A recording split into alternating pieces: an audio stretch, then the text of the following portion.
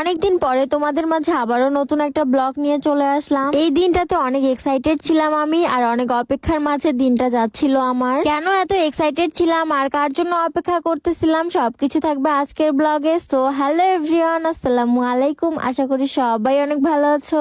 অনেক কয়েকদিন ধরে তেমন কোনো ব্লগ ভিডিও আপলোড না দেওয়ায় অনেকে আমাকে জিজ্ঞেস করতেছিলাম আমি কবে ব্লগ ভিডিও আপলোড দিব। কিছুদিনের মধ্যে আমি আবারও পেজে রেগুলার হয়ে যাব, তাই যারা যারা আমার রেগুলার মিনি ব্লগ গুলা দেখতে চাও অবশ্যই আমার পেজটাতে ফলো দিয়ে রাখবা। আর এখন এই ভিডিওটাতে যাকে দেখতে পাচ্ছ এটা হচ্ছে আমার নানি। কিছু সময়ের জন্য আমাদের বাসায় এসেছিল, এখন চলে যাচ্ছে। নানিকে বিদায় দিয়ে আমি আর আমার বোন মিলে একটা ভ্যানে উঠে গেলাম। আর কিছু সময়ের মধ্যে আমরা বাজারে চলে আসি, কিন্তু এখানে ট্রেন আসার কারণে রাস্তা বন্ধ ছিল। ভিডিও শুরুতেই আমি বলেছিলাম কারোর জন্য অপেক্ষা করতেছি, আর তার জন্য আমরা চলে আসি স্টেশনে। অপেক্ষা করাটা আসলে অনেক বেশি কষ্টকর, সময় যেন যেতেই চায় না। বিকালবেলা এত পরিমাণে কুয়াশা পড়তেছিল, চারিদিকটা পুরো কুয়াশায় ভরে গিয়েছিল। যাই হোক, তোমরা অনেকে আমার ক্যামেরাম্যানকে দেখতে চাও, আর এই দেখো আমি ক্যামেরা অন করতে সে কেমনে সরে গেল। আসলে আমার ক্যামেরাম্যানরা আমার ক্যামেরার সামনে কখনোই আসতে চায় না। আমার সাথে যখন যেই থাকে সেই আমার ভিডিও বানিয়ে দেয়, তাই আমার নির্দিষ্ট কোনো ক্যামেরাম্যান নেই। অনেক কিছুই বলে ফেললাম, কিন্তু কার জন্য অপেক্ষা করতেছিলাম আর কেনই বা এত এক্সাইটেড ছিলাম সেটাই বলা হলো না। প্রিয় মানুষটা অনেকদিন পর আসতেছিল আর তার জন্য অপেক্ষা করতেছিলাম, যার কারণে এত বেশি এক্সাইটেড ছিলাম। এখন অনেকে অনেক কিছু বলতে পারো, কিন্তু আফসোস যার জন্য এত সময় ধরে ওয়েট করতেছিলাম সেও আমার ক্যামেরার সামনে আসবে না। প্রায় অনেক সময় ধরে ওয়েট করার পরে ট্রেন প্ল্যাটফর্মে চলে আসছে। আর এই দিনে স্টেশনে থাকা কিছু মানুষের ব্যবহার আমার অনেক বেশি খারাপ লেগেছিল।